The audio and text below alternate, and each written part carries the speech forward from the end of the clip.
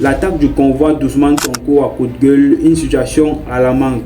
Bonjour à tous et bienvenue sur ma chaîne. Aujourd'hui, nous allons parler d'un incident préoccupant qui a eu lieu au Sénégal. L'attaque du convoi du Premier ministre Ousmane Sonko à Côte-Gueule. Alors que les élections législatives approchent, cet événement souligne les tensions croissantes entourant la campagne électorale d'Ousmane Sonko et de son parti, le PASTEF. Dans cette vidéo, nous allons examiner les détails de cette attaque, la réaction des forces de sécurité et ce que cela signifie pour la politique au Sénégal. Restez avec moi pour un parfait décryptage de cette actualité. Premièrement, pour situer le contexte, le Sénégal se prépare pour des élections législatives cruciales prévues le 17 novembre 2024. Ces élections sont perçues comme un moment décisif pour la démocratie sénégalaise avec des enjeux importants pour le futur du pays. Les partis politiques, y compris le PASTEF dirigé par Ousmane Sonko, intensifient leur campagne pour mobiliser les électeurs. Ousmane Sonko est l'un des leaders politiques les plus importants et les plus influents du pays, connu pour ses positions critiques à l'égard de l'ancien gouvernement qu'il a renversé. Sonko a attiré un large soutien populaire, mais il est également une figure controversée, souvent au centre des tensions politiques. Sa campagne actuelle vise à renforcer sa base et à obtenir un soutien accru pour son parti. Malgré l'engouement électoral, le climat politique au Sénégal est marqué par des tensions croissantes. Les opposants au gouvernement expriment des préoccupations concernant la liberté d'expression et l'équité des élections. Les incidents violents comme l'attaque de Côte-Gueule ne font qu'aggraver ces tensions et soulignent le risque d'une escalade de la violence durant la période électorale. Plongeons donc dans le vif du sujet, l'attaque du convoi d'Ousmane Sonko ou du Premier ministre Ousmane Sonko à Côte-Gueule. Le 6 novembre 2024, il y a donc un jour, lors d'une campagne électorale à Côte-Gueule, le convoi d'Ousmane Sonko a été attaqué par des assaillants circulant à bord d'un pick-up. Selon les informations, l'attaque a eu lieu alors que Ousmane Sonko se rendait à un meeting, soulignant la vulnérabilité des personnalités publiques pendant ces périodes sensibles.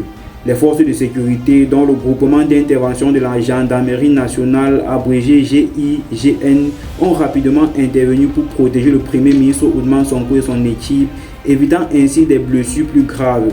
Leurs interventions ont permis de maîtriser la situation, mais les assaillants ont réussi à fuir, laissant un véhicule endommagé sur les lieux.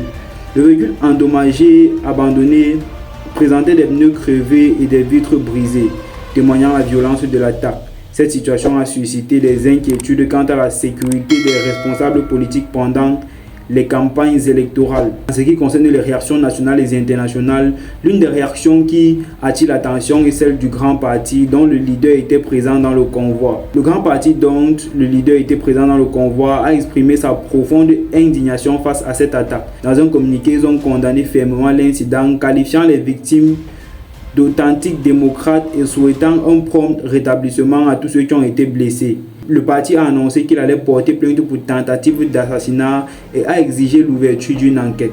Cette demande souligne la gravité des accusations et la nécessité de garantir la sécurité des candidats pendant la campagne.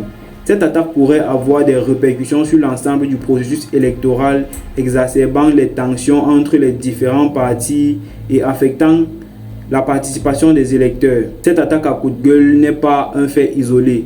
En effet, le convoi d'Ousmane Sonko a été la cible d'une attaque similaire le 30 octobre, suivie d'une autre le 6 novembre à Adniam, où des inconnus ont lancé des pierres sur ces véhicules. Ces incidents soulignent un climat d'insécurité croissant autour de la personnalité politique ou du Premier ministre Ousmane Sonko.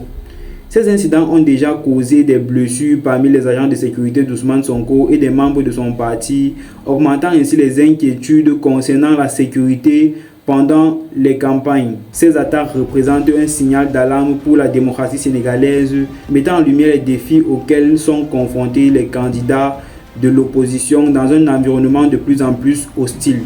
L'attaque du convoi d'Ousmane Sonko pourrait avoir des conséquences profondes sur la campagne électorale en cours. Les violences ciblant le candidat peuvent créer un climat de peur parmi les électeurs, réduisant ainsi la participation et l'engagement démocratique.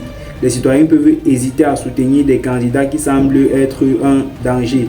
D'un autre côté, ces attaques peuvent également mobiliser les partisans d'Ousmane Sonko, comme c'était le cas avec Donald Trump aux États-Unis quand il a été victime de tentatives d'assassinat pendant les élections. Ceci pourrait donc renforcer leur détermination à soutenir leur leader face à ce qu'ils perçoivent comme une tentative d'intimidation politique.